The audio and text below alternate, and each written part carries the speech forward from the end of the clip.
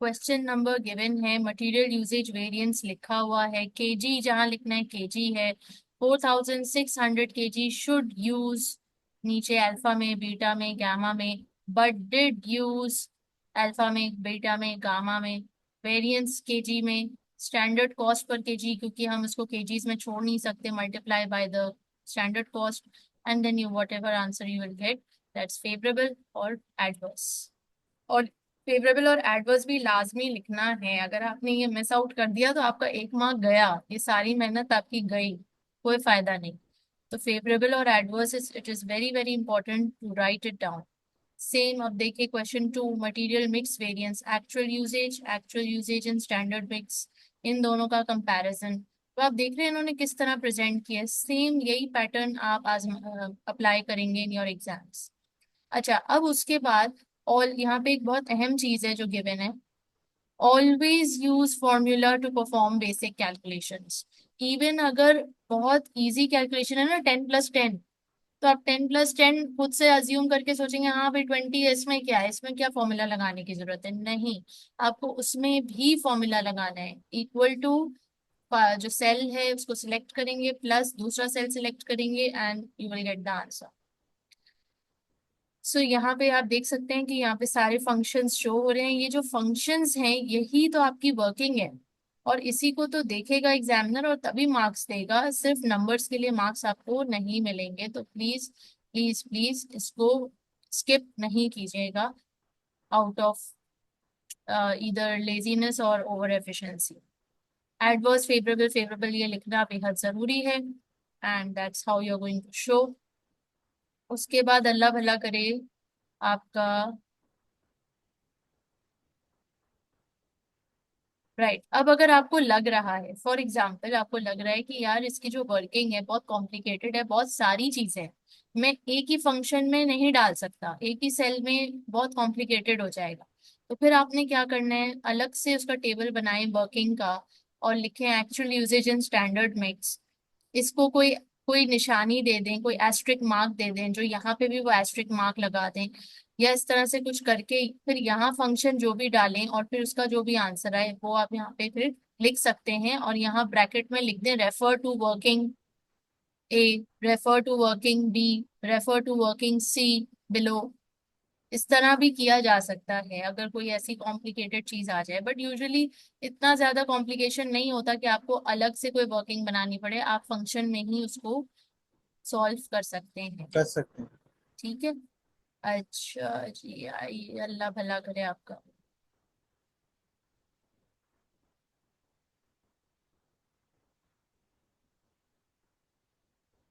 आप देख रहे हैं यहाँ पे इन्होंने बकायदा दिखाया है कि आप एक ही सेल में नंबर्स नहीं लिखोगे, नंबर्स हमेशा सेपरेट सेल में लिखोगे। This is the correct way, this is the wrong way, this is the correct way, this is the wrong way. ये रॉन्ग है अगर इस तरह आपने आ, सबको एक ही उसमें डाल दिया। ये वाला प्रेजेंटेशन स्टाइल बेटर है, ये तो ये वाला है तो ये। प्रेजेंटेशन स्टाइल सही नहीं है। क्यों? क्योंकि यहाँ पे ये हेडिंग छुप रही है, क्या हो रही है, हेडिंग छुप रही है, तो ये स्टाइल सही नहीं है। वेराज ये स्टाइल सही है क्योंकि यहाँ पे पूरी हेडिंग्स नजर आ रही है। तो आपने इस बात का भी ख्याल रखना है कि जो भी आप लिखें वो आपका सेल उसको शो कर रहा हो, ना कि हाइड कर रहा हो। या तो सेल साइज बढ़ा लें या तो अलग प्रेजेंटेशन स्टाइल कर लें। अच्छा जी, आइए।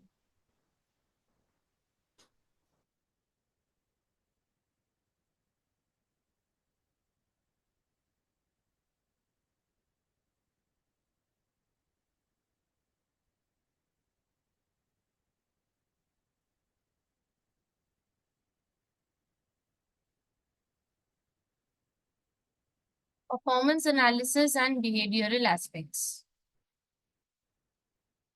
Performance analysis and behavioural aspects, नाम से आपको क्या लग रहा है इसमें हम क्या करने वाले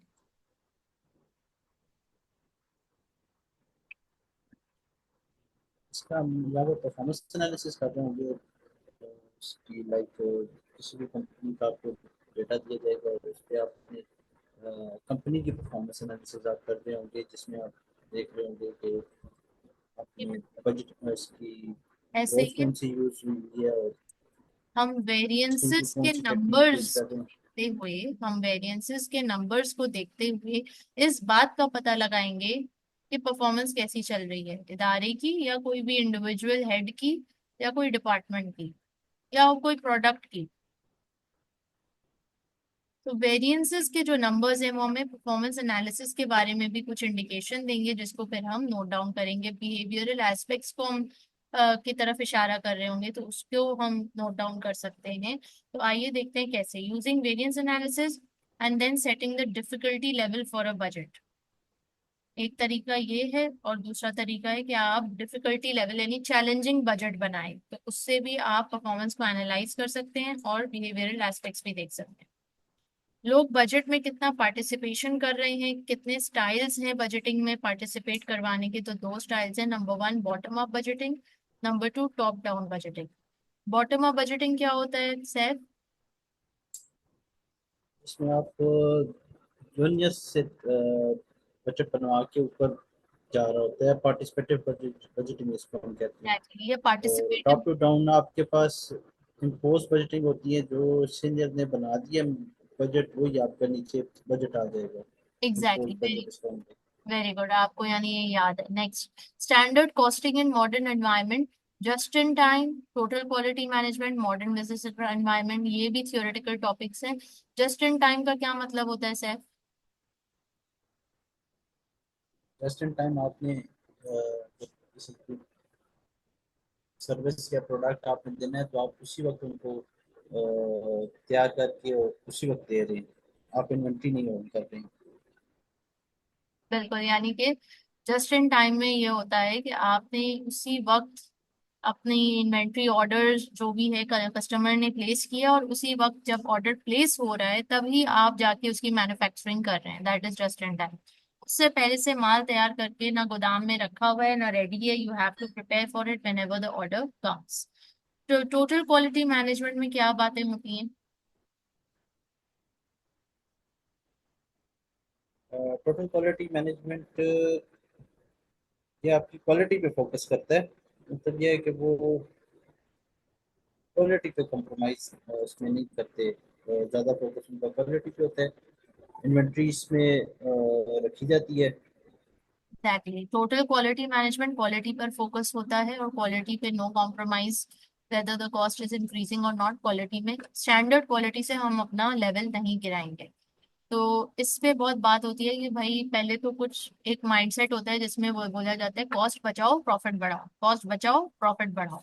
एक ये माइंडसेट है। दूसरा माइंडसेट है कि नहीं, we are here for a purpose and our purpose is to maintain the quality and our purpose is to achieve that standard in the market, and if we are not meeting that, we will be definitely taking actions to improve our quality।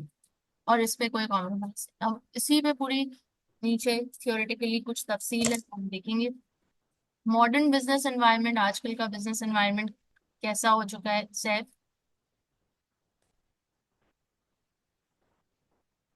इतना generally तो इसका detail मुझे नहीं पता, कि वो जब नीचे जाएंगे तो कुछ पता लगेगा। ये तो वो चीजें एडवांस थी हो जो गया था। ये बॉटम और ये बजटिंग बजटिंग में जाके पढ़ रहे होते हैं, ये पता नहीं इसने तक क्यों डाली है modern business environment budgeting tech techniques. Friendly हो चुका है।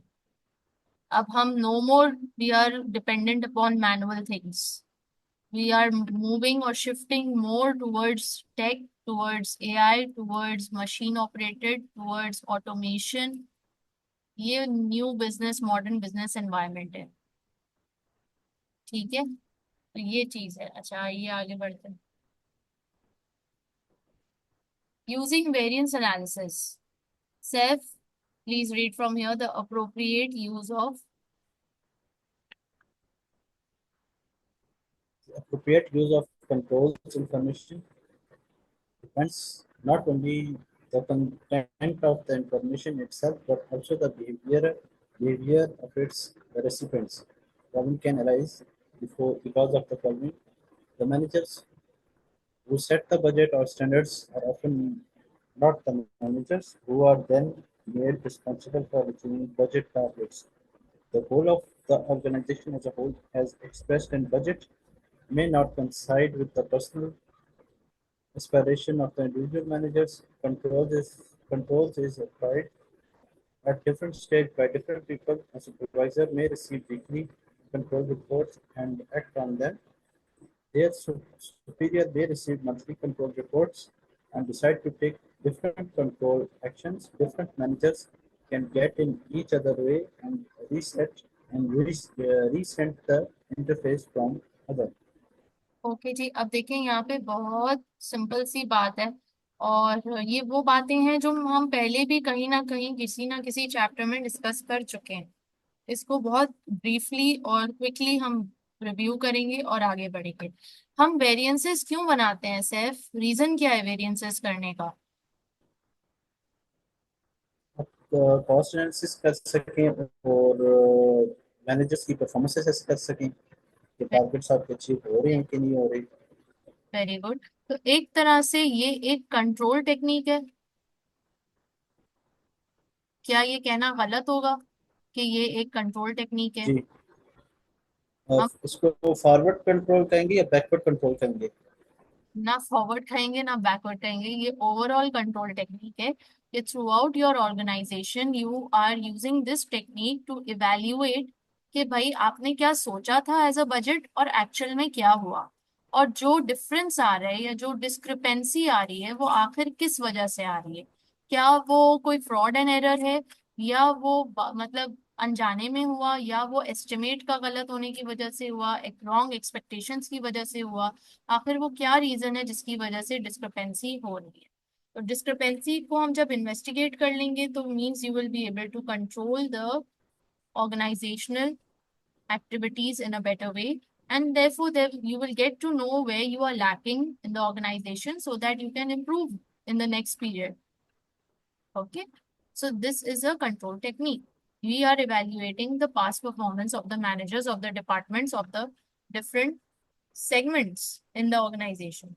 Maybe you are evaluating the product performance. You thought you'll be manufacturing 1000 units of product X, but in reality, you manufactured 1100 units of product X. Why did that happen? Did the demand increase suddenly? Or maybe the raw material was left and you created more. Maybe the labor was more efficient. What was the reason behind it? So that is the variance analysis. How this is how it helps us to identify and investigate the discrepancy, that why has it occurred. And therefore we can take measures to improve performance in the future. Okay. Now, coming to the अच्छा, point, forward से मुझे याद exact exact definition, मुझे वो exact word याद है, feed forward control और feed backward control.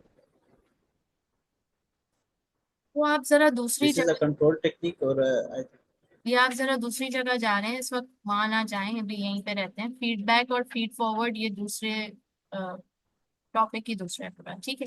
अच्छा, अब जरा आए इधर। Setting the difficulty level for a budget. अब आप सेट कर सकते हो, आप अपनी टीम को अगर हाई, अगर मोटिवेट करना चाह रहे हो और आपको लगता है कि उनके अंदर सलाहियत है, तो आप उनको चैलेंज करोगे bye giving them a you know ideal standard. अब देखिए ना, 2 4 साल,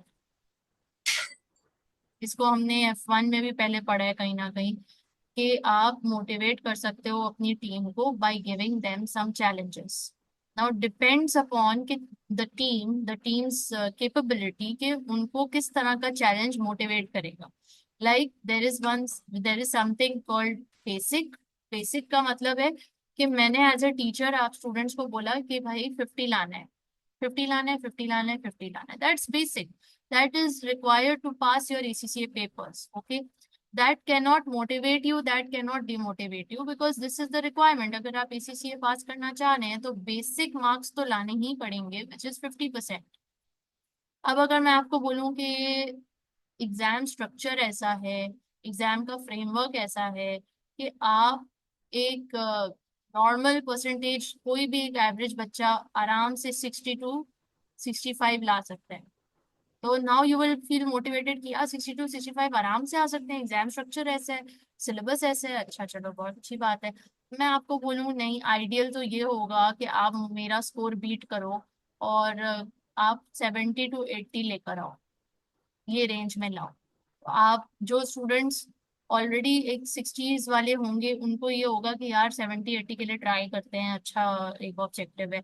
मगर कुछ स्टूडेंट्स के लिए उनको लगेगा यार बस 50 ही आ जाए वो एक बहुत बड़ी बात है, बस 50 ही चाहिए। They will not be motivated to achieve 70 और 80%। They are not interested, they just want 50, want to clear the paper.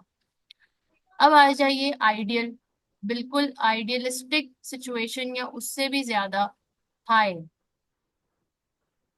कि मैं बोलूं कि आपके 95 अबव आए।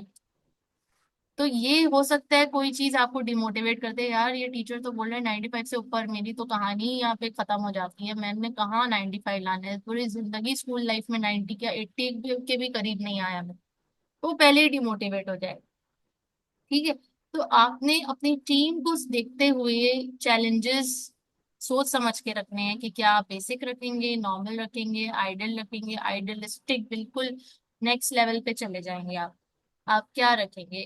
तो ये difficulty level for the budget के लिए भी अप्लाई होता है इसी तरह, कि आप अगर किसी डिपार्टमेंट को बजट दे रहे हैं और वो बिल्कुल रियलिस्टिक नहीं है, यानी कि आप उनको इतना कम पैसा दे रहे हैं काम करने के लिए कि उसमें काम हो ही नहीं सकता, पॉसिबल ही नहीं है, तो वो डिमोटिवेट होंगे या मोटिवेट होंगे?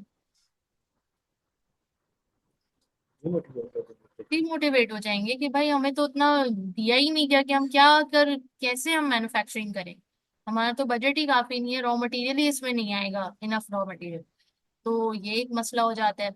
और demotivating effect is likely where an ideal standard of performance is set. बहुत हाई फाई भी अगर आप सेट कर दें बजट, तो भी वो डिमोटिवेट कर देता है। All efficiency variances will be adverse. सारे एफिशिएंसी वेरिएंसेस एडवर्स निकल करके आएंगे। यानी आप उनको बोल रहे हैं कि फॉर एग्जाम्पल 10 घंटे की ड्यूटी है, तो 10 घंटे की ड्यूटी में आप जो पॉसिबल है, अब बीच में देखो 1 घंटे 2 घंटे का तो ब्रेक आएगा, एक 1 बजे से 2 बजे तक ब्रेक आएगा, एक 4 से 5 बजे तक ब्रेक आएगा।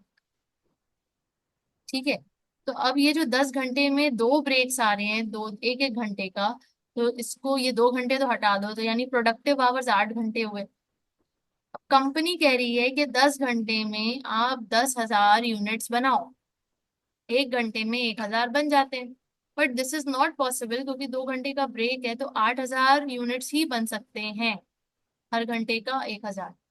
तो अगर कंपनी टीम को बोलती है, लेबर को बोलती है 10,000 बनाओ, तो वो लोग डिमोटिवेट होंगे ना, कि ये क्या बात कर दी, हम क्या अपना लंच ब्रेक और नमाज ब्रेक सब छोड़ दें, पर यूनिट्स ही बनते रहे आपके। 8,000 बन सकते हैं, रियलिस्टिक बात करो।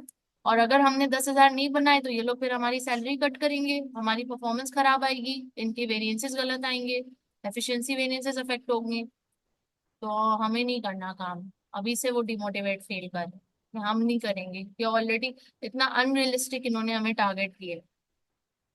तो अगर कंपनी रियलिस्टिक टारगेट देती कि है हाँ ठीक है 8,000 बनाओ, तो अब 8,000 अगर बन गए रोज के, वो ये भी लगा दे कि एक महीने बाद अगर हर दिन 8,000 यूनिट्स बने, तो आपको बोनस मिलेगा। तो नाउ दे विल बी इससे मोटिवेटेड कि जो 8 घंटे हैं वो प्रोडक्टिवली यूज हो, ताकि हम बोनस भी ले सकें। बट अगर 10,000 बोल के वो बोले बोनस, वो बोलेंगे हम क्या इंसान है क्या, मशीन है, हम कौन है, 8,000 बन सकते हैं, 8,000 लोग। low standard is of efficiency is also demotivating। अगर हम उनको बोलें कि बस 2,000 यूनिट्स बना लो सारे दिन के, तो ये भी बड़ा डिमोटिवेटिंग है। क्यों भाई इतने कम क्यों, पूरे 8 घंटे हम क्या करेंगे, तो 8 घंटे में सिर्फ 2,000 बनाने हैं। फिर आपने हमें क्यों हायर किया, कोई सस्ती लेबर लाके हायर कर लेते हैं, हम तो एक्सपर्ट्स हैं, हम तो इतना बनाते ही बनाते हैं, हमारा तो एक मयार है, हम तो दिन के 8,000 9,000 आराम से बना लेते हैं। तो उनको उनके मयार के मुताबिक उनके लिए गोल सेट किया जाए, उनके लिए बजट सेट किया जाए। क्योंकि वही बात है कि अगर एक पुअर परफॉर्मर है, पुअर परफॉर्मर, और उसको आप ख्वाब दिखाओगे कि टॉपर बन जाओ, वो डिमोटिवेट हो जाएगा, क्योंकि उसको आज तक कभी किसी ने सराहा ही नहीं, अप्रिशिएट किया ही नहीं, उसको कभी किसी ने ये यकीन दिलाया ही नहीं कि तुम कर सकते हो। तो तुम पुअर परफॉर्मर को टॉपर बनाने के ख्वाब नहीं दिखाओ, वो डिमोटिवेट हो जाएगा। तुम पुअर परफॉर्मर को बोलो एवरेज बनो, एवरेज में आओ, तुम वो कर सकते हो, 50 अबव 60 से में आराम से ला सकते हो, कोई मसला ही नहीं है। टॉपर के ख्वाब नहीं दिखाओ, तो 60 उसको फिर भी हजम हो जाएगा, वो बोलेगा अच्छा हाँ ठीक है कोशिश करूंगा, तो 40 तक पहुंच गया हूँ, तो 20 मार्क और कोशिश करूंगा तो आ ही जाएंगे। तो उतना मुश्किल नहीं लग रहा, मगर टॉपर 100, हाँ हाँ हाँ, वो हंस के चला जाएगा, फिर डिमोटिवेट हो जाएगा। ठीक है। अच्छा, अब अगर आप जो 60 70s में जो ला रहे हैं उसको बोलो, उसको टॉपर दिखाने के ख्वाब दिखाओ, तो वो खुश होगा, वो बोलेगा हाँ ठीक है मैं ट्राई करूंगा। लेकिन अगर तुम 70 वाली को बोलो कि नहीं बस 50 ले आओ, बस 50 ले आओ, 70 वाला बोलेगा ये क्या बात हुई, टीचर ही जब बोल रहे हैं 50 ले आओ, तो मतलब क्या मतलब, आप लोग को एक्सेलेंस का वर्ड नहीं पता क्या?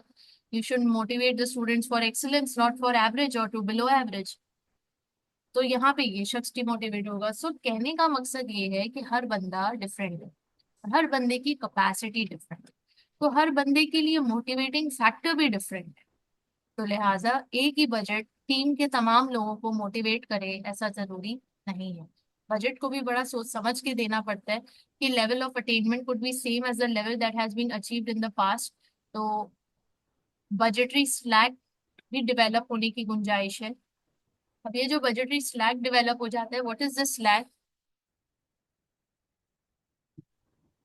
स्टैक और जब आपके रिसोर्सेज पूरे यूटिलाइज ना हो रहे, बजट को आपने फॉर एग्जांपल आपको 8,000 का बजट मिला है यूनिट्स बनाने का, और आपने बनाए 6,000, 2,000 यूनिट्स का आपके पास स्टैक होगा, उसका जो रॉ मटेरियल है वो भी स्टैक में आ सकता है आपके पास। लो रहेगा तो पानी पानी करेंगे। स्लैक में क्या है? स्लैक। आपको जो बजट मिला, बजटरी स्टैक आपने, जो बजट आपको मिला है, मैनेजर्स फॉर एग्जांपल, मैनेजर जो है वो अपनी परफॉर्मेंस को अच्छा रखने के लिए बजट इतना बनाते हैं कि मतलब फॉर एग्जांपल बजट की रिक्वायरमेंट है, आप मटेरियल उसने बाय करना है कोई, तो उसके लिए वो कॉस्ट रख रहा है, मटेरियल बाय उसने करना है टोटल 50,000 का, तो वो बजट बनाएगा 70,000 का या 60,000 का, तो वो जो 10,000 का उसने अपने लिए थोड़ा सा स्लैक रखा है कि कोई नहीं अगर ऊपर नीचे हो गया तो ये यूज कर लेंगे, तो उसको बजट स्लैक हम कहते हैं। जी बिल्कुल ऐसा ही है, आपने सही समझाया कि अगर 50,000 में काम हो सकता है, मगर वो मैनेजमेंट को कहेगा नहीं 60,000 बजट चाहिए, क्यों? 10,000 का मार्जिन रखेगा कि इनकेस कोई चीज जाया हो जाए, इनकेस कोई चीज खराब हो जाए।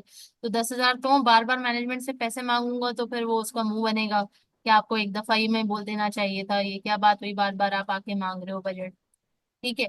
तो वो इसलिए इस स्लैक से बचने के लिए, इस एम्बैरेसिंग मोमेंट से बचने के लिए, और एक क्या उसको बोलते हैं, तकलीफ से बचने के लिए, कि वो सोच रहे हैं कि बार ये तो अपने बजट में रह के, फर्स्ट ऑफ ऑल इसने मैनेजर ने एस्टिमेट नहीं किया सही से कि बजट रिक्वायरमेंट क्या है, और सेकेंडली उस बजट में रहकर इससे काम नहीं हुआ, ये मजीद आके बजट मांग रहे हैं हमसे, तो उनको कहीं ना कहीं इसकी परफॉर्मेंस पे शक होगा, जिससे इसकी परफॉर्मेंस पे इम्पैक्ट आएगा, तो फिर वो क्रेडिबिलिटी का इशू बनेगा। हालांकि ऐसा कुछ नहीं है, वो अपने हिसाब से बहुत अच्छा काम कर रहे हैं, but it it's all about the image, image खराब होने लगती है।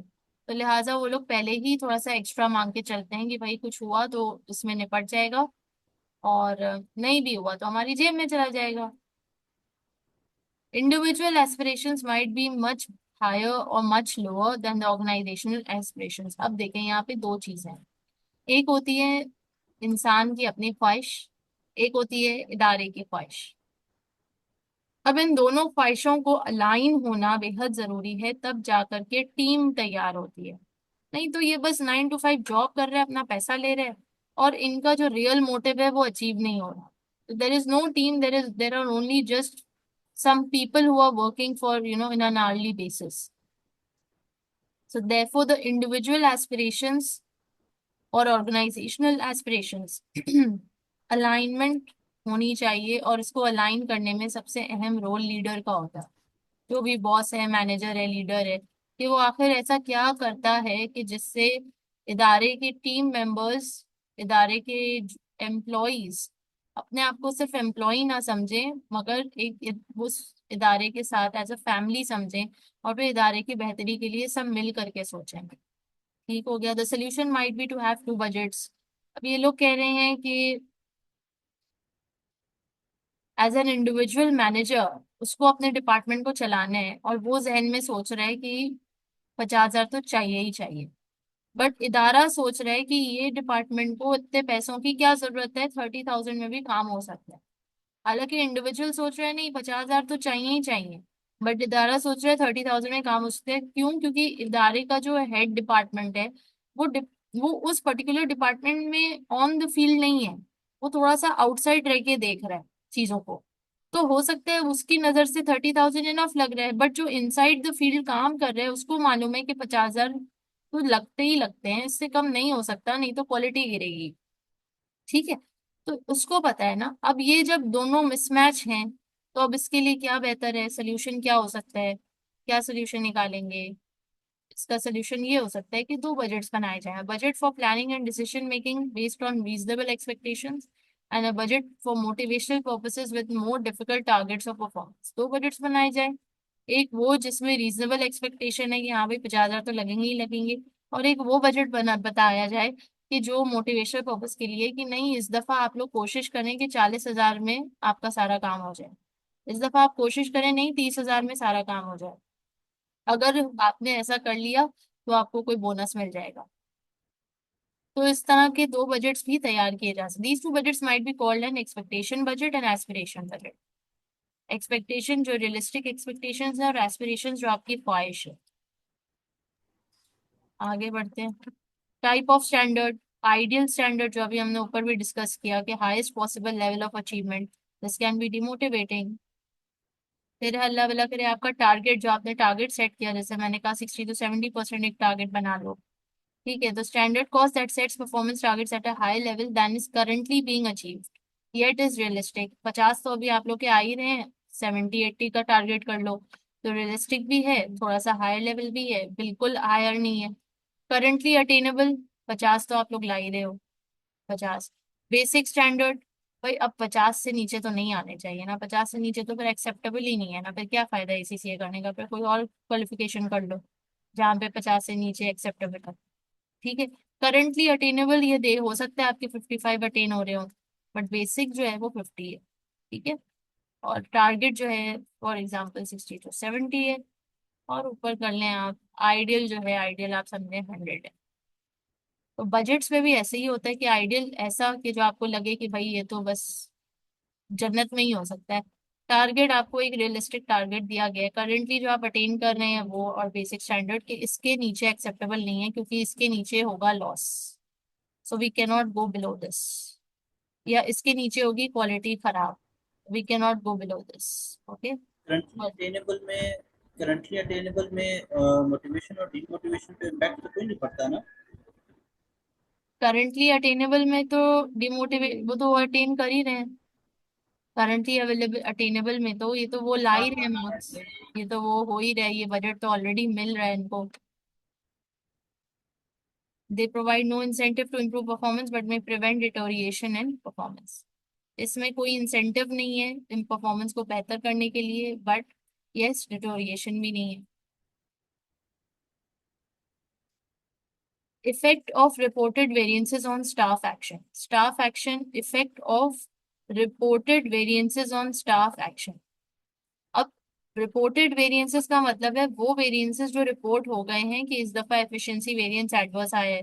लेबर को पता चल गया कि ओहो एफिशिएंसी एडवर्स आई है, यानी इनको लग रहा है हम सही प्रोडक्टिव काम नहीं कर रहे, हम अपनी कैपेसिटी से कम काम कर रहे हैं। अच्छा, इफ सिग्निफिकेंट एंड एडवर्स, अगर ये वेरिएंस सिग्निफिकेंट है, अहम है इदारे के लिए, उसकी ग्रोथ के लिए, और एडवर्स है इस वक्त, should prompt managers taking into uh, should prompt managers into taking control action to improve performance।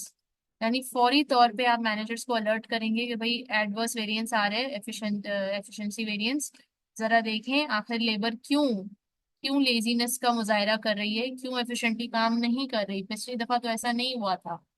आप जरा देखें, इन्वेस्टिगेट करें मामले को। जब इन्वेस्टिगेट किया गया पता लगा पिछले हफ्ते ही लोड शेडिंग हुई है, और बहुत बुरी वाली हुई है, 3 दिन तक लाइट नहीं आई। तो ना लाइट थी ना जनरेटर था, मशीन बंद पड़ी रही, तो जिस वजह से एफिशिएंसी वेरिएंस एडवर्स आ गया बहुत ज्यादा। Now the success of a variance reporting system in achieving this objective will depend on several factors. कौन से सेवरल फैक्टर्स हैं, अल्लाह भला करे आपका, पढ़िए। Managers who is considered responsible for the variance should agree and accept that the cause of the variance is their responsibility. Variance should be reported to the appropriate manager. The manager must believe that the cause of variance is something appropriate, that they are in position of control. The manager should consider the reported variance to be fair. Variance should be realistic. Realistic measure. This is why separating planning variances from operational variances is useful. The manager should not do something to deal with the cause of the variance. Incentives and motivations are important for factors. Variance should be reported in a timely manner. If reported variances relates to events that occurs a long time ago, manager will be reluctant to investigate them, not because the variance will seem out of date.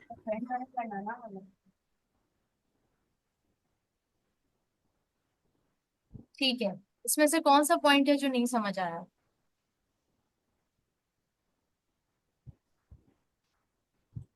Done है, जी,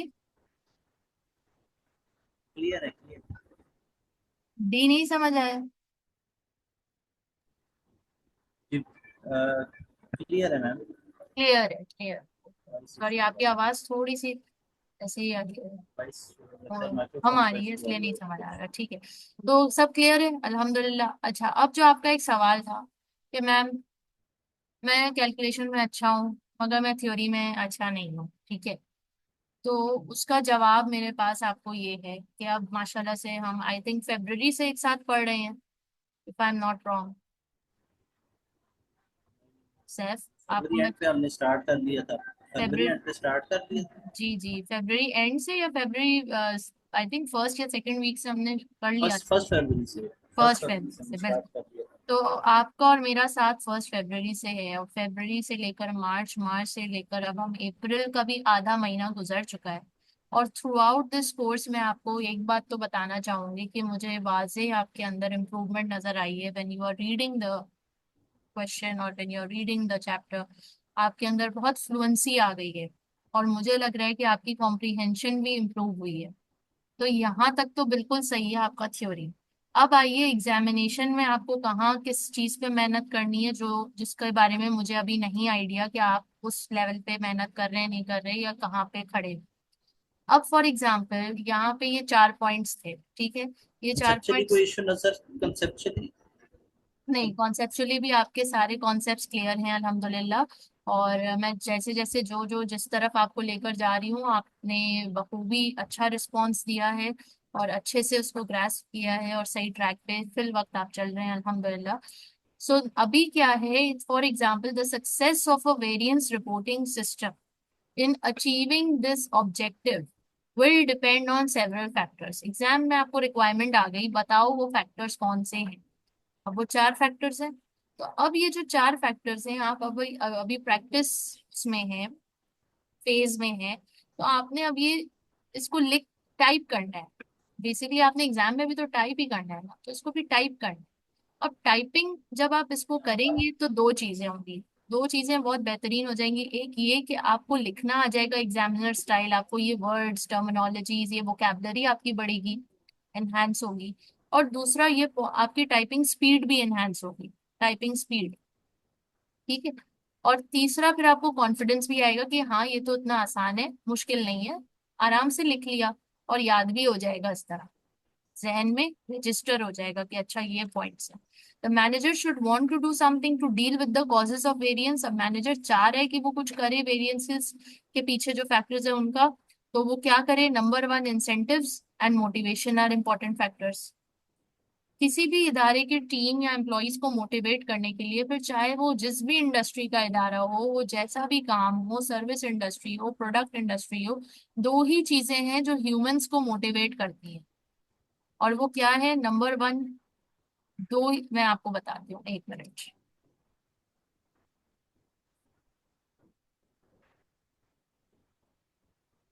अच्छा ma'am इसमें same as it is इसको typing speed तो I think मेरी enough है। Typing speed मेरी अच्छी है। सिर्फ ये कि same as it is type करना है या इसको दूसरे वर्ड्स पे टाइप करना नहीं, ये जब आप प्रैक्टिस फेज में हैं, जब आप प्रैक्टिस फेज में हैं, आप इसको same as it is type करेंगे, ठीक है। जब आप एग्जाम में जाएंगे, आप इस बात का स्ट्रेस नहीं लेंगे कि ओ वो वर्ड क्या था, मुझे याद नहीं आ रहा, जो हम मैंने टाइप किया था, जो लिखा हुआ था, आप स्ट्रेस नहीं लेंगे उस वक्त। फिर आपको जो वर्ड्स आ रहे हैं जहन में, आप बेस्ट अपना आंसर आपने प्रोड्यूस करना है। वहाँ कॉपी पेस्ट का कोई वो कॉन्सेप्ट नहीं है, मगर अभी प्रैक्टिस फेज में मैं आपको कह रही हूँ सेम टू सेम लिखें, ताकि वो कहते हैं ना आइडियल, जब आप कॉपी करोगे तो उसका 70% तो एग्जाम में निकल करके आएगा ना। तो जब 70% एग्जाम में निकल करके आएगा तो वो आपके लिए बहुत बहुत बेनिफिशियल होगा। ठीक है, तो don't look for ideal, but yes you have to practice from the ideal. Don't beat yourself up if you are not being able to remember each and every word. But yes, your concept is clear. Your English is good. You can explain. Try using the accounting terminologies. That's all the examiner wants to see. A professional approach in your answers. Incentives का word, अब incentives की जगह आप benefits भी लिख सकते हो, गलत तो नहीं है।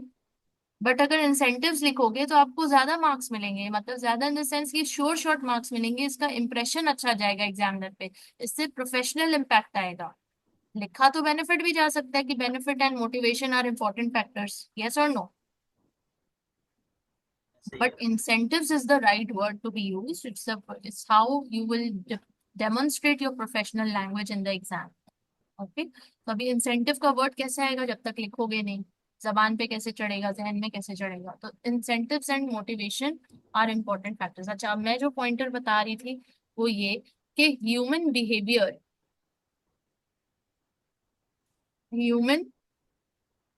Behaviour are guided by two factors. कोई भी इंसान पूरी दुनिया में कहीं से भी उठा लो, कोई इंसान, उसका बिहेवियर आपको मॉडिफाई करना है, चेंज करना है, मैनिपुलेट करना है, वो दो ही चीजों से हो सकता है। Number one, pain. Number two, pleasure. एक इंसान मेहनत करता है या तो कोई प्लेजर हासिल करने के लिए या पेन से बचने के लिए। वो कोई भी एक्शन करता है या प्लेजर हासिल करने के लिए या पेन से बचने के लिए, इसके अलावा तीसरा और कुछ भी नहीं। या तो उसको इस बात का खौफ होता है स्टूडेंट को कि स्कूल में जाऊंगा और टीचर पूछेगी, शर्मिंदगी होगी, पनिशमेंट मिलेगी, होमवर्क करके जाओ। या स्टूडेंट को वाकई में पढ़ने का शौक होगा, उस टॉपिक में इंटरेस्ट होगा और वो उस प्लेजर को हासिल करने के लिए पढ़ेगा। दो ही ऑप्शन है और कोई तीसरा ऑप्शन है ही। एक आदमी है, वो जॉब पे जा रहा है, वो इस डर से जा रहा है कि अगर नहीं जाऊंगा तो अब्बा जो है अपने बिजनेस में लगा देंगे, उसको वो बिजनेस करना नहीं है। या तो वो जॉब इसलिए कर रहा है कि उसको वहां से अर्निंग मिल रही है जिससे वो बहुत ज्यादा इंजॉय कर रहा है अपनी अर्निंग को, तो वो प्लेजर के लिए जा रहा है।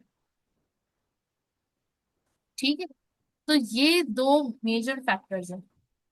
तो इदारे में भी जब आप कॉर्पोरेट एज ए मैनेजर, आप बोलोगे कि टीम के पास, टीम को कैसे मोटिवेट रखें, वही इंसेंटिव्स दे करके या फिर पनिशमेंट्स। अब पनिशमेंट्स चूंकि obviously is a negative factor, हम उसकी तरफ नहीं जाते, तो हम इंसेंटिव्स और मोटिवेशन की तरफ ही जाते हैं। या उनको मोटिवेट करो, शाबाश करो, प्लेजर दो ना। प्लेजर अब पैसे से दिया जा सकता है या उसकी तारीफ करके, क्रेडिबिलिटी, उसको मोटिवेट इसी से अप्रिसिएट करके उसको किया जा सकता है। Yes, next, okay. variances should be reported in a timely manner। वक्त बर वक्त वेरिएंसेस को रिपोर्ट करना चाहिए। ठीक है, अच्छा, अब आगे बढ़ते हैं। कंट्रोल कल्चर में also affect the response of managers to variances if there is a blame culture. अगर इदारे में ब्लेम कल्चर है, कंट्रोल कल्चर नहीं है, हर कोई दूसरे को ब्लेम करता है, सब डिफेंसिव हो जाते हैं, जब कोई गलती पास सामने आती है कि मैंने नहीं किया, उसने किया, उसकी वजह से हुआ, उसकी वजह से हुआ, फलाने की वजह से हुआ, लाइट चली गई थी इसकी वजह से हुआ, गवर्नमेंट की वजह से हुआ, इलेक्ट्रिक की वजह से हुआ, फलाने की वजह, तो फिर ये ब्लेम कल्चर है। वो अपने ऊपर वो फेस नहीं कर सकते, क्रिटिसिज्म को फेस नहीं कर सकते, जस्टिफाई करना चाहते हैं। इम्प्रूवमेंट कल्चर अगर होगा आपके इदारे में तो वो वेरिएंसेस को यूजफुल इंडिकेटर्स की तरह लेंगे, पॉजिटिवली लेंगे और अपने लिए इम्प्रूवमेंट का एक जरिया बनाएंगे। सो या डिफेंसिव रिएक्शन या फिर इम्प्रूवमेंट कल्चर है तो positive reaction, useful indicators. Participation in budgeting, ये आपने बहुत अच्छे से एक्सप्लेन कर दिया था, तो उस पे मैं नहीं जा रही, आसान है। top down budgeting, bottom up budgeting. Bottom up is the where the team is participating in making the budget and then the seniors are approving it, whereas top down budget, the seniors are making the budget and the juniors just have to follow it. Standard costing in the modern environment, modern environment में standard costing में दो चीजें ही आ रही हैं, just in time method and TQM, total quality management. Just in time भी आपने explain कर दिया था, इसको सिर्फ अच्छे से गो थ्रू कर लीजिएगा। टोटल क्वालिटी मैनेजमेंट भी कोई ये पहला टॉपिक नहीं है, ये पहले भी सब्जेक्ट्स में आ चुका है। Total quality management, past knowledge, continuous improvement, goals of TQM जरा जल्दी से पढ़िए। टू गेन competitive advantage, ये continuously improve quality, continuously reduce the cost of providing enhanced quality, innovation, provide first class customer service to involve all employees. ठीक हो गया। अच्छा, design for the quality, design कैसे करें अच्छी क्वालिटी के लिए? Reduce number of parts in the product, use components common to other products in the organization, improve physical characteristics to meet customer needs. असल चीज जो है ना, कस्टमर नीड्स है, रिक्वायरमेंट है। कस्टमर चाह क्या रहा है, कस्टमर का एक्सपीरियंस इनहेंस कैसे हो रहा है, ये बहुत इंपॉर्टेंट है। आपको पता है रूमी कि एक बहुत फेमस बुक है जिसकी वजह से वो जाने जाते हैं, उसका नाम है मसनवी। मसनवी का जो पहला चैप्टर है ना, और जो पहला वर्ड है वो है Vishnu. What does this mean? Saif, Vishnu पहले कभी सुना है?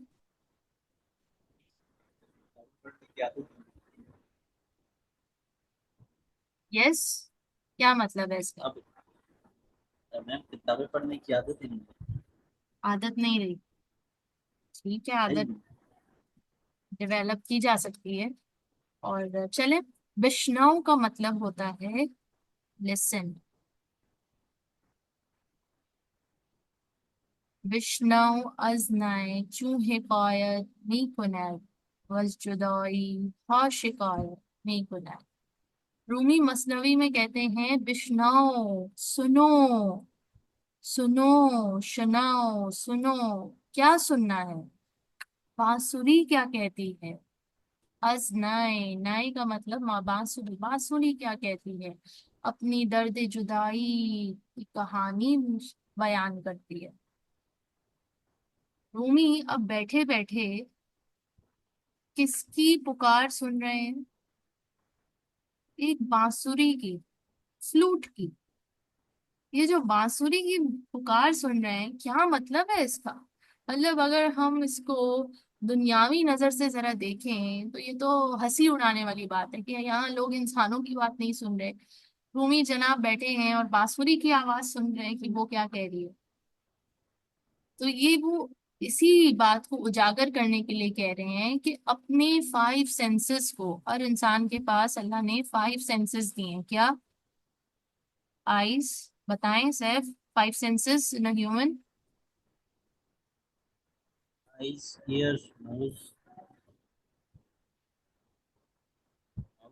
इसको कहते हैं हम साइट, हियरिंग, स्मेल, फिर टेस्ट एंड टच।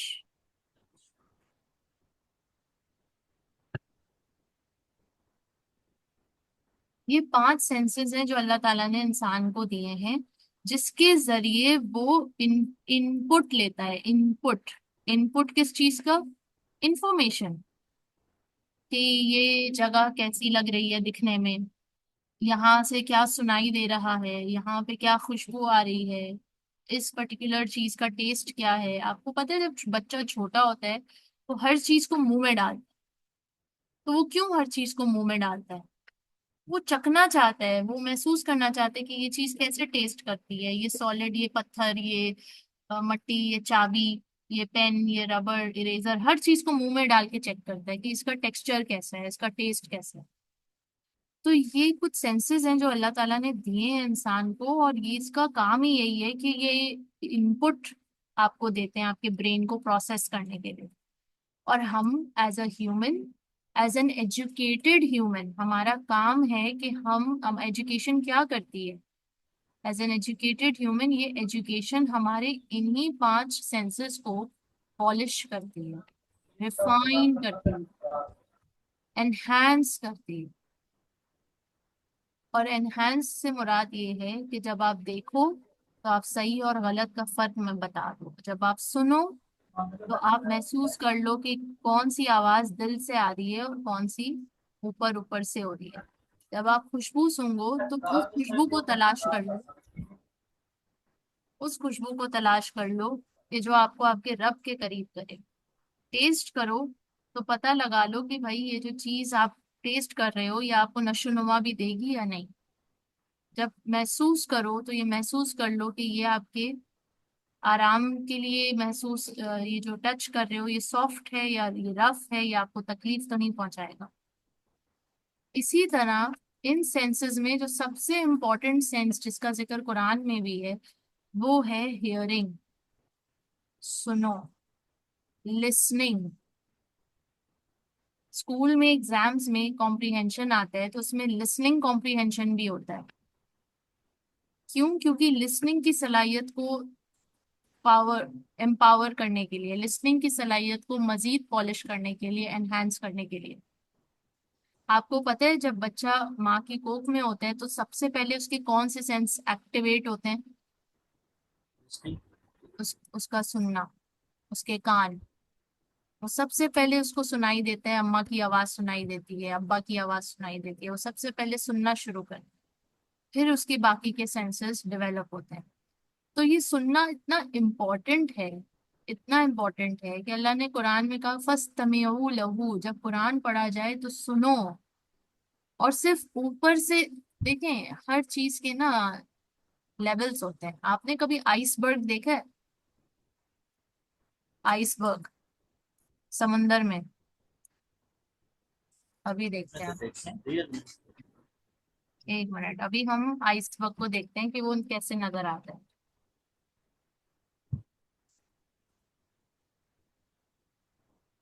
मूवीज में तो देखे हुए हैं, लेकिन रियल वाला जो मूवीज, है वो। मूवीज में देखा होगा आपने यकीनन। आपको अब मेरी स्क्रीन भी नजर आ रही होगी। जी जी। तो जरा हम इस आइसबर्ग को देखते हैं तो आपको कुछ ऐसा नजर आ रहा होगा। इसका, ये पूरे 100% आइसबर्ग का हार्डली 20 to 30% विजिबल है, और बाकी 70 to 80% it's under the water. तो लाइफ में भी, जिंदगी में भी ऐसा ही होता है कि कुछ चीजें जो नजर आ रही होती हैं वो सिर्फ 20 या 25% होती हैं रियलिटी का। जो उसकी कंप्लीट रियलिटी है वो तो आधी छुपी हुई है, आधी से ज्यादा छुपी हुई है। आपकी इन आंखों से, आपकी आपकी फिजिकल आई से वो विजिबल नहीं है। लेकिन एक शिप के कैप्टन को ये मालूम होता है, जब वो दूर से देख लेता है इस आइसबर्ग को, उसको यकीन होता है कि उसके नीचे, अगर ये ऊपर इतना बड़ा है तो इसके नीचे इसका 30, इसका 80 टाइम्स बढ़ा के होगा बड़ा। तो यानी मुझे कितना बच बचा के यहाँ से निकलना पड़ेगा अपनी शिप को। इसको फिजिकल आई से तो ये नहीं नजर आया नीचे कितना बड़ा है, मगर ये इसको कौन सी आंख से नजर आया? अपनी इल्म की आंख से, शऊर की आंख से, कल्ब की आंख से। This is the sixth sense. ये इल्म आपका सिक्स्थ सेंस है जो आपको बताएगा कि जो नजर आ रहा है उसके पीछे फैक्टर्स क्या हैं, उसके पीछे रियलिटी क्या है। लिहाजा जब रूमी ने कहा सुनो, तो उसने कहा कि ये 30% 20% मत सुनो कि ये फ्लूट की म्यूजिक बड़ी सुन, सुरीली है, बड़ी प्यारी है। वो सुनो जो वो नहीं नजर आ रहा, जो नहीं सुनाई दे रहा आपके कानों को। वो सुनो, वो दास्तान सुनो जो वो बांसुरी सुना रही है, अपनी दर्द की जुदाई की दास्तान जो वो बांस से जुदा कर दी गई। और वो उसकी जुदाई में इतनी मधुर हो गई, इतनी सुरीली हो गई, इतनी जो उसकी आवाज आ रही है, एक रोने वाली कैफियत। आप अक्सर ऑब्जर्व करना कि कोई भी दुखी सॉन्ग होगा, कोई भी सैड सॉन्ग होगा तो उसमें बांसुरी का इस्तेमाल जरूर किया जाता है। क्यों? ऐसा ही है। क्योंकि उसकी आवाज ऐसी ही है कि आपको वो सैडनेस की तरफ लेकर जा रही है, आपको वो थोड़ा you feeling down, you feeling the blues, उसकी तरफ लेकर जा रही हूँ। अब आप बोलोगे मैम ये आप कहाँ से एसीसीए में ये सब लेकर आ गई हैं? ये मैं एसीसीए में नहीं लेकर आई हूँ बेटा, और बेशक। एसीसीए में इसलिए लेकर आ रही हूँ कि बेटा ये जिंदगी के जो है ना, ये अहम तरीन कॉन्सेप्ट्स हैं। अगर आप इससे आशना हो जाओ ना, तो जिंदगी का हर इम्तिहान पास कर लोगे। चाहे फिर वो आपका एसीसी एग्जाम हो, या फिर वो जिंदगी का कोई, कभी कभी तो जाओगे ना प्रैक्टिकल फील्ड में, कॉर्पोरेट में, तो वहां भी ये चीज आपको जो है ना नुमाया करेगी। ये स्किल डेवलप कर लो, सुनने का स्किल। क्या सुनना है? वो नहीं जो नजर आ रहा है, वो नहीं जो ऑब्वियस है, वो नहीं जो सबको सुनाई दे रहा है, वो सुनो जो किसी को नहीं सुनाई दे रहा। पर दर हकीकत वो वहां उसकी है, उसका वजूद मौजूद है। जैसे कि आइसबर्ग का वजूद मौजूद है, मगर वो किसी बच्चे को नहीं समझ आएगा जब तक उसको इस बात का इल्म ना हो कि आइसबर्ग दर हकीकत कितना बड़ा होता है, और वो नीचे तक होता है, कितनी डेप्थ तक जाता है। जब अच्छा ऐसा आप ही है। बोलोगे कि मैम ये स्किल क्यों डेवलप करें, इससे क्या फायदा? मतलब ठीक है, जो सब सुन रहे हैं हम भी सुन लें, क्यों, जरूरत ही क्या है, हम क्यों डेवलप करें ये स्किल, इससे हमारा क्या फायदा? तो बेटा अपने आप को बंदा बचा सकता है। अपने आप को बंदा और बचा, बच बचा के अपने जा आप को सकता है। बचा सकता है। और ये स्किल डेवलप करने से, देखो, जब आप सुनोगे, बांसुरी को सुन के रूमी को क्या मिल रहा है? कुछ भी नहीं। बांसुरी ने कौन से उसको पैसे दे दिए कि हाँ रूमी तुमने मेरी दास्तान समझी, ये लो मैं तुम्हें इनाम देती हूँ? ऐसा कुछ भी नहीं हुआ। बट ये स्किल डेवलप करने से हमारे हमें बहुत कुछ हो सकता है, हमारे लिए बहुत बेनिफिशियल है। कैसे? आप जाओ किसी कॉर्पोरेट सेक्टर में, कहीं पे भी जॉब करने जाओ, अगर आप मैनेजर की रिक्वायरमेंट नहीं समझोगे, ऑब्जेक्टिव नहीं समझोगे, तो आप लकीर के फकीर जो सब कर रहे हैं, 20 to 30% जो बस सुनाई दे रहे, सर आप ही ने तो कहा था ये फाइल पंच कर देना, आप ही ने तो कहा था ये ईमेल कर देना, मैंने कर दी। अबे मैनेजर ने किसी कॉन्टेक्स्ट में कहा था कि वो ईमेल कर देना, वो कॉन्टेक्स्ट क्या फुलफिल हुआ? वो क्या तुमने सुना को किस कॉन्टेक्स्ट में कहा था कि अगर कस्टमर की तरफ से ये ऑर्डर कंफर्म हो जाए तो ईमेल करना? कस्टमर की तरफ से ऑर्डर कंफर्म हुआ नहीं, तुमने ईमेल कर दिया। ठीक है। तो जब तक हम सुनेंगे नहीं प्रॉपरली, तो हम रिक्वायरमेंट नहीं समझ पाएंगे, रिक्वायरमेंट नहीं समझ पाएंगे तो हम वैसा परफॉर्म नहीं करेंगे, वैसा परफॉर्म नहीं करेंगे तो किसकी परफॉर्मेंस इवेल्युएट होके पता चलेगा कि खराब हो रही है? आप ही की। आप ही के प्रमोशन चांसेस रुकेंगे, आप ही को आगे मजीद रिस्पॉन्सिबिलिटीज और मजीद लीडरशिप पोजीशन पे नहीं रखा जाएगा। किसी का कुछ नहीं जा रहा, जो जाएगा आप ही का जाएगा। अब इसी तरह इसको एग्जाम पे ले आओ।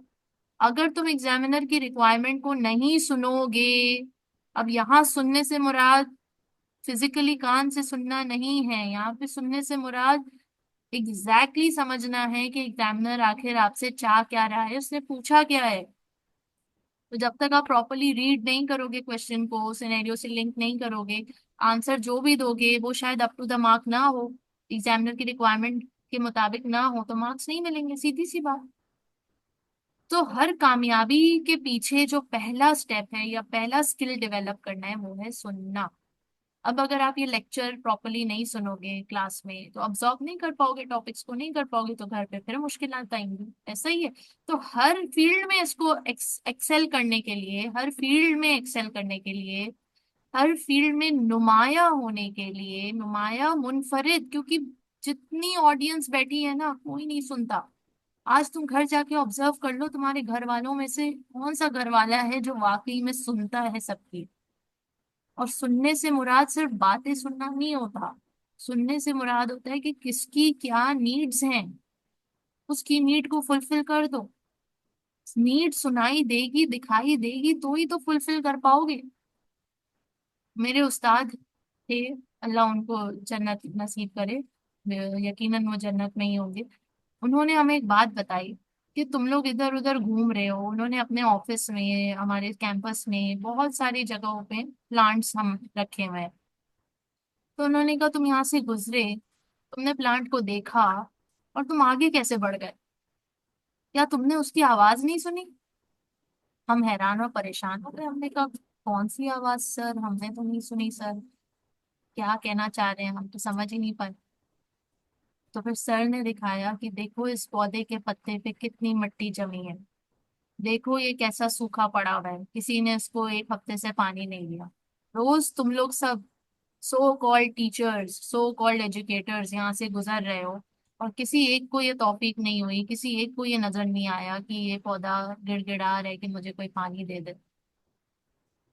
कोई देखकर आगे एडमिन में ही आके बता देता, कोई देखकर कोई माली को ही इशारा कर देता कि ये पौधा निग्लेक्टेड क्यों है हमारे इदारे में। ये है सुनना, ये है सुनना। और जो सूफी हजरात जिस लेवल पे पहुंच जाते हैं, वो फिर सिर्फ जानदार चीजों को नहीं सुनते, वो फिर बेजान चीजों को भी सुनते हैं। The flute. इस लेवल पे हमें अपनी सेंसेस को डेवलप करना है। यही फर्क है एजुकेशन, एक एजुकेटेड लिटरेट पर्सन में और एक अनएजुकेटेड पर्सन में। बट अनफॉर्चुनेटली हम सब यहाँ पर सो कॉल्ड एजुकेटेड इलिटरेट्स घूम रहे हैं।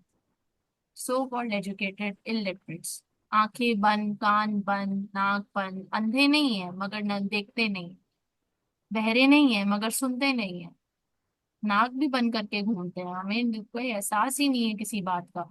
10 दिन से कचरा यहाँ पे सड़ रहा है बाहर सड़क पे, बदबुएं आ रही है, पूरी पूरी लोकेलिटी को परेशानी हो रही है, मगर किसी को तौफीक नहीं है कि 2,000 रुपए देके किसी कचरे वाले से कचरा उठवा ले।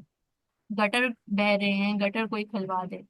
आपके घर के बाहर ही बह रहे हैं ना, ठीक है हुकूमत नहीं कर रही कुछ, मगर आप क्या कर रहे हो इंडिविजुअल लेवल? क्या आपने इस सेंसिटिविटी का मुजाहरा किया कि आपको तकलीफ है, आपके घर के बच्चों को सबसे पहला नुकसान है उस गटर के बहने से, तो मैं ही खुलवा देता हूँ, चंद पैसे ही लग जाएंगे ना। अगर नहीं, वो कागज का टुकड़ा ज्यादा कीमती हो जाते हैं और इंसानी जान जो है वो उसकी क्या कीमत, वो तो फ्री की आई है ना। चलें जी, आगे बढ़ते हैं। TQM and standard costing. Right first time may be inconsistent with a standard cost that includes an allowance for wastage. अब टोटल स्क्रीन क्वालिटी चेंज कर टाइम। दूं? हम्म। स्क्रीन चेंज कर दूं? अच्छा, sorry sorry sorry.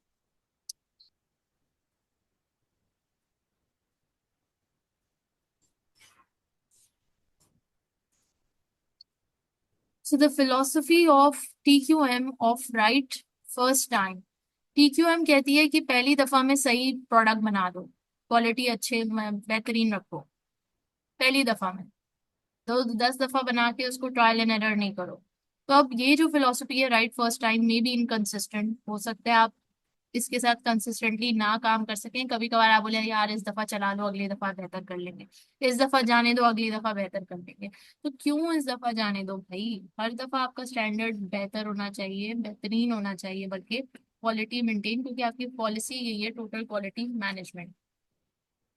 Allowance for wastage, थोड़ा सा allowance रखते हैं डेफिनेटली, इंसान है, नॉर्मल लॉस अब नॉर्मल लॉस, इसका थोड़ा सा मार्जिन रखेंगे। फिर आगे प्रिंसिपल ऑफ काइजेन और कंटिन्यूस इम्प्रूवमेंट, ये जापानीज प्रिंसिपल है continuous improvement kaizen, is that a steady state of production will never be achieved because further improvements will always be possible. A standard cost is based on an assumption of a desirable steady state. This view is inconsistent with the principle of continuous improvement. आपको पता है Hiroshima और Nagasaki में bombing की गई थी कई साल पहले, और उस हाँ जी, वक्त ऐसा ही है। जब बॉम्बिंग और वो वॉर हुई थी, तो जापान पूरा तहस नहस हो गया था, पूरा खत्म हो गया था, डिस्ट्रॉय हो गया था। उन्होंने फ्रॉम नथिंग दोबारा से अपना पूरा सेटअप किया। और उन्होंने, उनकी कौम कैसे आगे बढ़ी, क्योंकि उन्होंने इस काइजन के फलसफे को हर जगह लिखना, लगाना, एडवर्टाइजमेंट में, मूवीज में, हर जगह, कपड़ों में, हर जगह इसको लिखना शुरू कर दिया कि there is always improve room for continuous and never ending improvement. Continuous and never ending, एक ना खत्म होने वाली कहानी है, जर्नी है, कि जहाँ पे आप अपने आप को इम्प्रूव करते चले जाते हैं, करते चले जाते हैं, करते चले जाते हैं, हर दफा कोई ना कोई चीज होती है जिसपे वो इसको आप बेहतर कर सकते हैं, जिसको आप मजीद इसको आप बेहतर कर सकते हैं। काइजेन वाला प्रिंसिपल कि आप कभी भी परफेक्ट नहीं, हमेशा एक्सीलेंस और परफेक्ट की तलाश में रहें। अच्छा जी, modern business environment, high labour cost, low overhead, ये ट्रेडिशनल मैन्युफैक्चरिंग सिस्टम में था। कहाँ चला गया सर?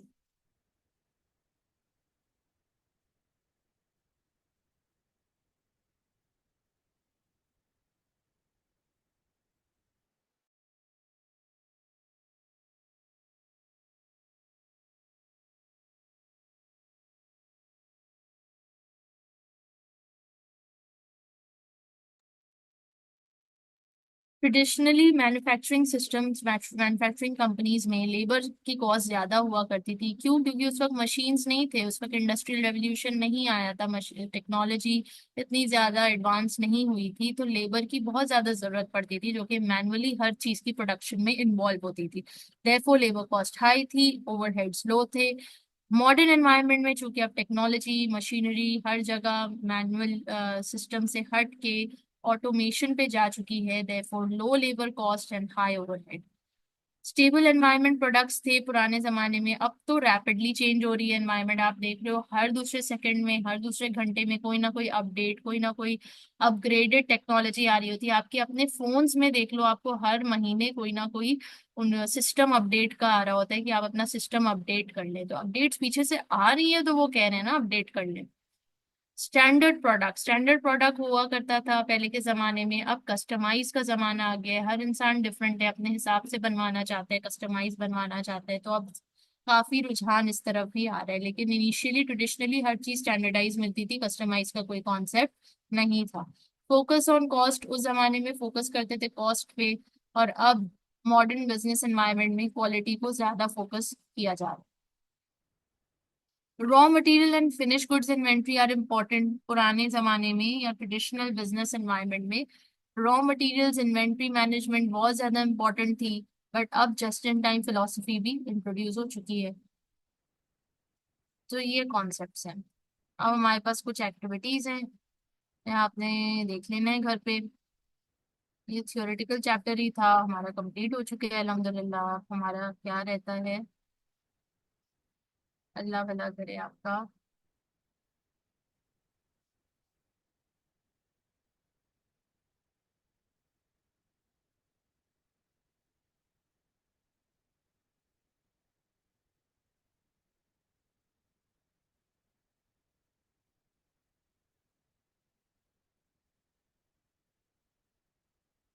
ये हो गया, ये हो गया। अब परफॉर्मेंस मेजरमेंट हम इंशाल्लाह नेक्स्ट क्लास में शुरू कर लेंगे। परफॉर्मेंस मेजरमेंट के आई थिंक 3 चैप्टर्स हैं। हमारा बजटिंग रहता है, आई थिंक हमने ये कर लिया था ना, CVP, limiting factor, pricing decision, short time decision, और फिर हमारा ये रहता है target costing, life cycle costing.